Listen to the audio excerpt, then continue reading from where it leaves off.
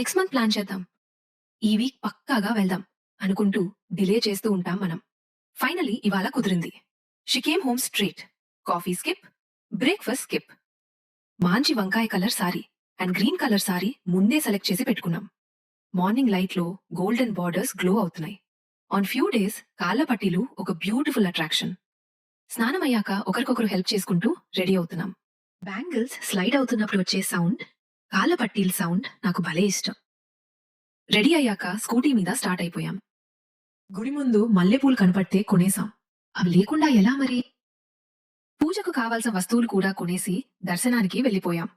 దేవుడి దర్శనం సింపుల్ గా అయిపోయింది. పెద్ద కోరికలు ఏమీ లేవు. పక్కపక్కనే సైలెంట్ గా నిలబడి ఒక నిమిషం మనసులో మాటలు దేవుడికి చెప్పుకున్నాం అంతే.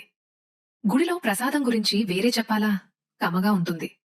బయట కూర్చున్న వాళ్లకు పులిహోర ప్యాకెట్స్ ఇచ్చాం. అదేమీ చారిటీ కాదు, జస్ట్ ఒక చిన్న సాటిస్ఫాక్షన్. టెంపుల్ లాన్స్ లో కూర్చున్నాక మనసు ఇంకాస్త ప్రశాంతంగా అనిపించింది. ఒక అరగంట అక్కడే ఉన్నాం. అడల్ట్ ఫ్రెండ్షిప్స్ లో ఇలాంటి రోజులు బిజీ లైఫ్ లో ఉన్న స్ట్రెస్ నుండి మనల్ని ఇంకాస్త హీల్ చేస్తాయి. సెల్ఫీస్ తీసుకున్నాం. గోపురం వైపు చూసి మళ్ళీ ఒకసారి మొక్కుకున్నాం.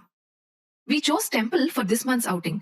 సో టెల్ మీ, మీరు లాస్ట్ టైం మీ బిజీ స్కెడ్యూల్ పక్కన పెట్టి మీ బెస్టీతో ఎక్కడికెళ్లారు?